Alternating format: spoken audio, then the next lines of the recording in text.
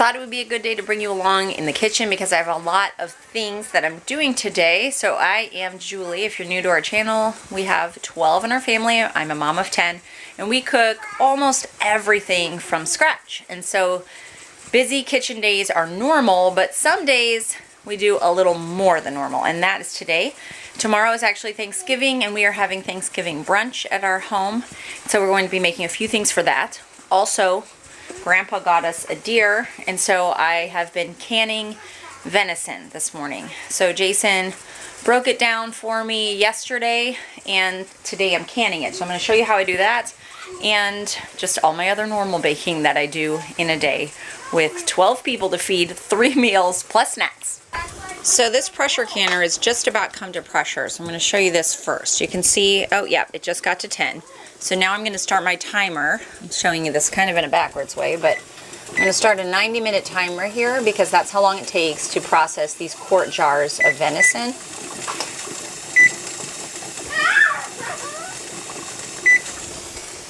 This is what they look like when they're finished. So this is from the last batch.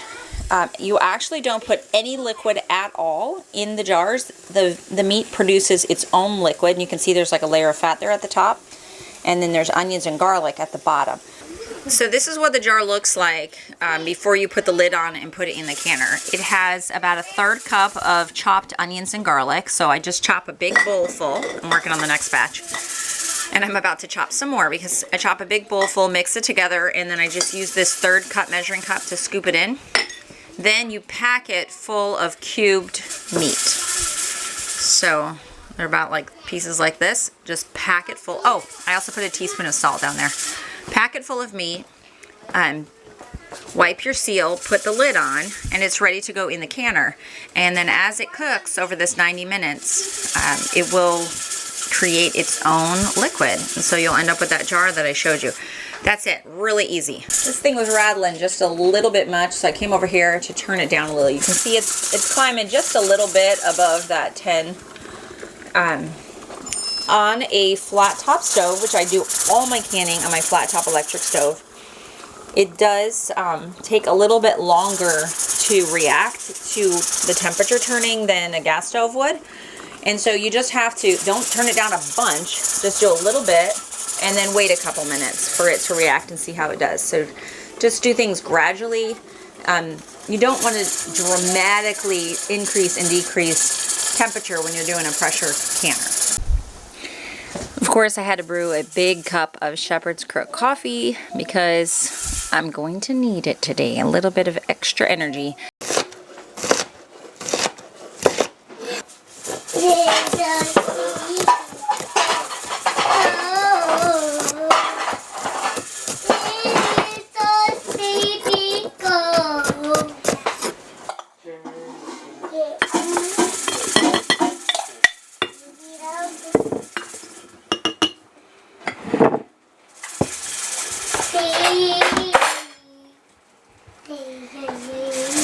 So you can really pack these down in there. It will just slightly shrink while it's in the pressure canner. Put one back. So I pack it down until it's about at this top level. You can see that there.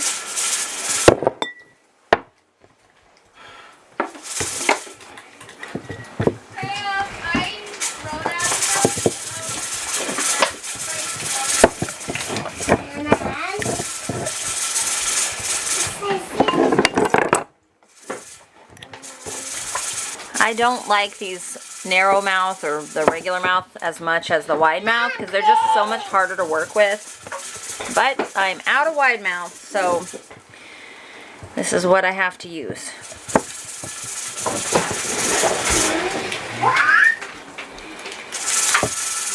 I was given several cases of this regular mouth from a friend of mine. So I was grateful to have them, but if I was buying them myself, I would buy the wide mouth. I just prefer those. Okay, I wiped the rims down, put lids on. Now I'm going to put the rings on, and then these will be ready to go.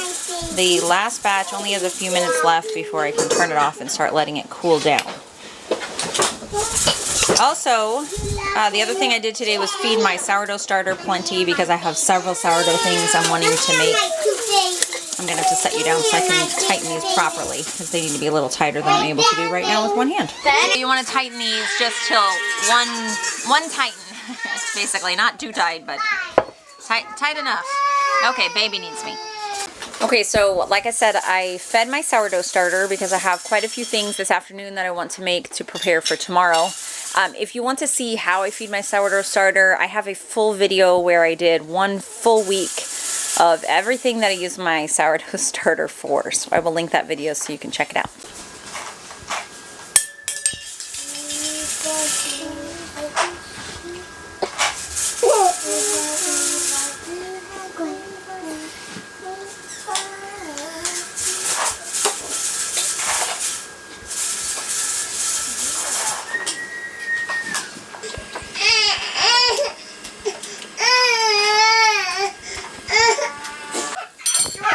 Alright, I have kids doing math, so school is carrying on. The batch of venison is out of the pressure canner. Now I can't put the next batch in yet because it's so hot. And my jars are cold because the meat was in the refrigerator, so it's cold. So I added some cold water, some ice. I'm going to let it cool down a little bit. You always want your pressure canner. I have boys wrestling back there. You always want your pressure canner water to be the same temperature as the jars you're putting in it. Okay, so those two things are important. So if you're putting hot jars into pressure can, then you want hot water around them. If you're putting cold jars in, you want cold water around them. So we're going to let that cool down till it's the same temperature, and then we'll start another batch. Yeah, carrying on. Okay, Bella's stirring up something for herself there. That's what the sizzling is. So I put the jars in, and you can see, you see where that water level is? I guess it's kind of hard to see, but there's about 2.5 inches of water in there. All the lids are on, and I'm going to put the lid on my pressure canner. I'm going to turn up to medium because it works best if you bring it up to heat really slowly. So it takes a lot longer, but you'll have better results with your jars and less chance of things not sealing properly. Oh, you want meat? Mom, I want more. Put it on the rice. If you want. While my jars are coming to temperature, there are 2 recipes of unusual things that I'm making for tomorrow. One is this sourdough lemon cake. This is from the Little Spoon Farm website. So I'm going to be making that. The other thing, Elsie and I were looking at this book here. It is, and I've had it forever, it's a Williams Sonoma Pie and Tart book. And there was this fresh mint chocolate truffle tart that we thought seemed really cool. I don't have a tart pan like this, but that's not a big deal. I could just put it in a pie dish. I already have a sourdough pie crust ready to go, so I can just roll that out and yeah, be ready to make that one. It's cute. So at the top, they cut out these little paper, like snowflakes almost, and then they use those to decorate the sprinkling powdered sugar on top for a decoration. Now, I'm going to take a survey and see how many of my kids like mint chocolate, because I know a couple of them do not. And if enough of them don't want the mint, I may just make a plain chocolate truffle tart, but we'll see. I'll take a little survey. I do have mint plants still growing, so I have plenty of fresh leaves, but we'll have to make a decision about that. I'm going to start with this one because my sourdough starter, it's been going for about 5 hours and it seems good enough. So I'm going to get started. I'm going to make this one and then put the batter in the refrigerator to ferment, since it's going to be such a long time, all afternoon and then tonight, and I'll bake it tomorrow morning. We are in the middle of this lemon cake. I decided to make a double batch because this just makes one like loaf pan size, and I'd rather have a larger size. I've got a sad 4-year-old here, so well, let's see if we can entertain her with something. But I also am out of applesauce, which is one of the ingredients. What? You're gonna cry too? Oh my. You guys.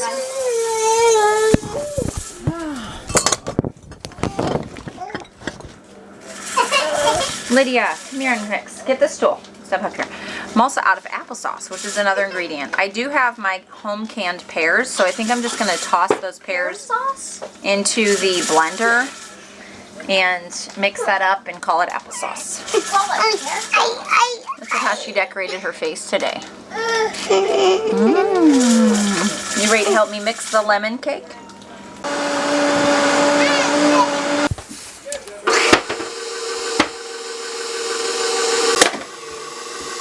Plan.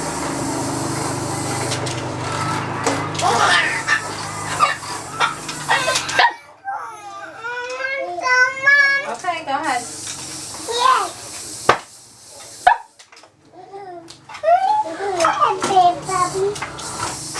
I find that sometimes when you open this after it's done, I have to pop it with a screwdriver just enough to break the seal to get it open.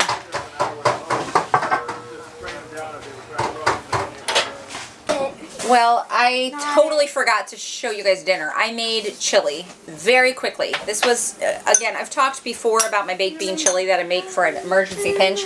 I was so busy doing all of these things that the time just passed quickly, and we had a friend here helping, and they needed some dinner to put out in a pinch. So I did some of Bush's baked beans, some of our own sausage, a can of tomato sauce, a can of diced tomatoes, and I just quickly, oh, and I added in some pureed pumpkin because it's so easy to hide that in the chili. Mixed it all up, and they topped it with cheese and chips.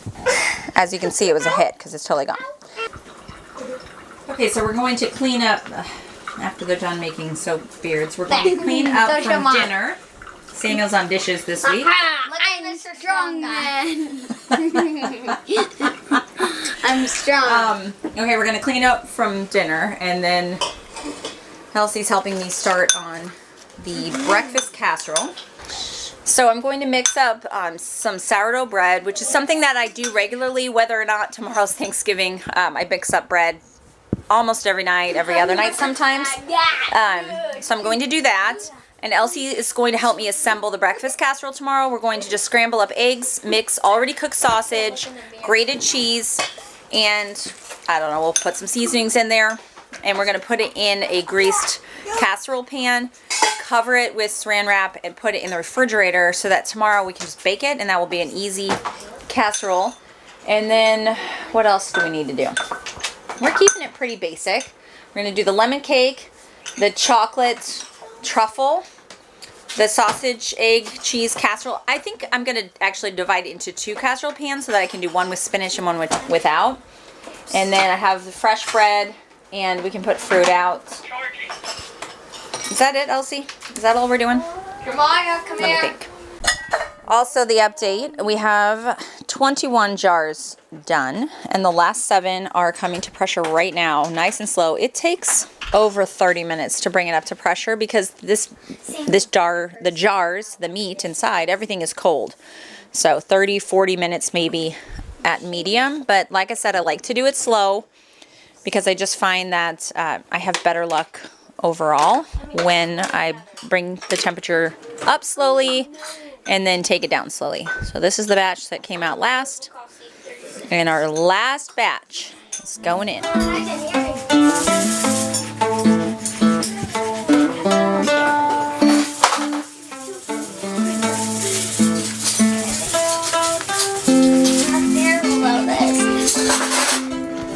Okay, I'm gonna mix this up before I head to bed. It's not 1:02 a.m. That is the time I have left on this thing. Last batch.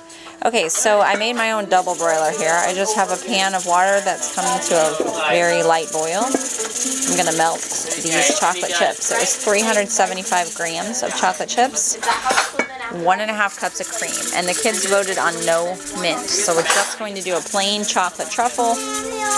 Sorry for all the evening commotion. I don't even know if you guys can hear me over it all, but anyway, we're gonna melt these and then see what comes next in the recipe. I've never made this before. So my hands are all doughy because I just finished mixing this up. This is the dough for just plain sourdough bread for tomorrow.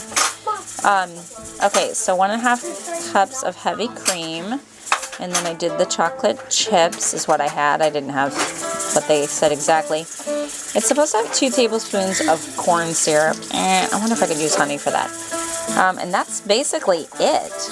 You just kind of mix that together. and then pour it into the prepared cooked pie crust and refrigerate it. So we'll give the honey a try and see how it goes. Okay, there we have it. My pie crust got a little more done than I wanted it to, but I was doing so many things at once, I'm not too surprised. So that's just the cream. I used honey and then the melted chocolate, and that's it. That is all of the ingredients. So I dumped that in there. I'm going to cover it and put it in the refrigerator until tomorrow, and we'll see if it sets.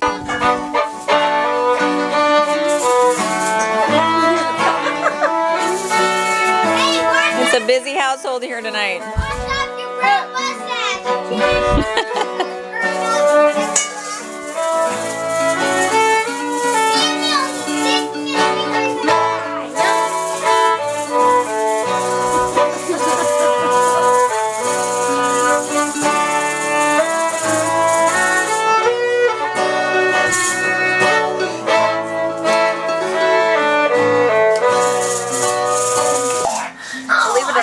I have 2 kids sleeping in this tiny house, but that's why we use very serious sound machines to block out all the noise. I'm tired, you guys. It is Thanksgiving morning, and we are making a brunch to share with the grandparents. And Bella's working on this fun centerpiece. I'm about to score this bread and get it in the oven. That's from yesterday. This egg casserole still needs to be baked. That was in the oven too. Gotta clean up our mess. Put our kids' table somewhere.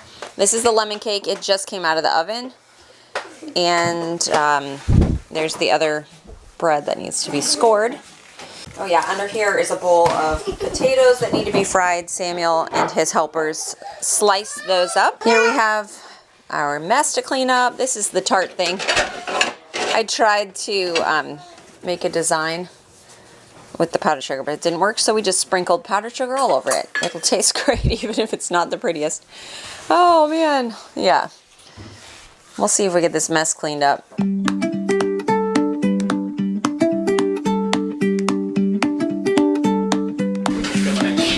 Okay, we have bread and fried potatoes, egg, spinach, sausage, mozzarella, pumpkin pie, sourdough, lemon cake.